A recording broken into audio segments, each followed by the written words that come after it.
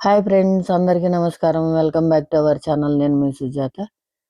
ఈరోజు ఆలు deep fry ఎలా చేసుకోవాలో చూద్దాం. ఇది చాలా చాలా బాగుంటుంది, తొందరగా కూడా అయిపోతుంది, సైడ్ డిష్గా బాగుంటుంది. పప్పు రసంలో అయితే ఇంకా బాగుంటుంది. ఇప్పుడు ఎలా చేయాలో చూద్దాం. ఈ ఆలులను కడుక్కొని ఇలా వీడియోలో చూపించిన విధంగా పొట్టునంతటిని పీల్ చేసుకోవాలి. ఈ ఆలును ఉడకబెట్టి కూడా ఫ్రై చేసుకోవచ్చు, చాలా చాలా బాగుంటుంది. చూడండి, ఇలా పీల్ చేసుకోవాలి. వీటిని సన్నగా కట్ చేసుకోవాలి. వీడియోలో చూపించిన విధంగా కట్ చేసుకోవాలి, ఎందుకంటే పెద్ద ముక్కలు చేస్తే ఫ్రై అవ్వవు. ఇలా చేసుకుంటే తొందరగా ఫ్రై అవుతాయి. ఇలా ముక్కలు చూడండి, ఇలా చేసుకోవాలి.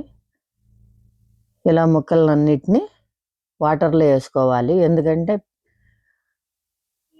ఆలుకి పిండి పిండిగా ఉంటాయి ఇవి కట్ చేసినప్పుడు.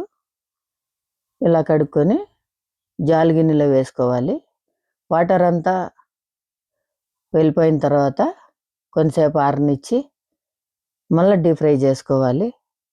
వాటర్ ఎక్కువ ఉంటే తొందరగా అవ్వవు. ఇప్పుడు పెనం పెట్టుకొని ఆయిల్ వేసుకోవాలి. ఇది వంట రాని వాళ్ళు కూడా తొందరగా చేసుకోవచ్చు, ఈజీగా చేసుకోవచ్చు,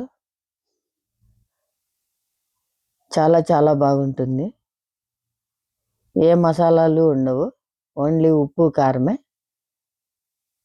ఈ మీడియం ఫ్లేమ్లో పెట్టుకోవాలి మంటని, లేకపోతే మాడిపోతాయి. ఇప్పుడు ఇలా వేసుకొని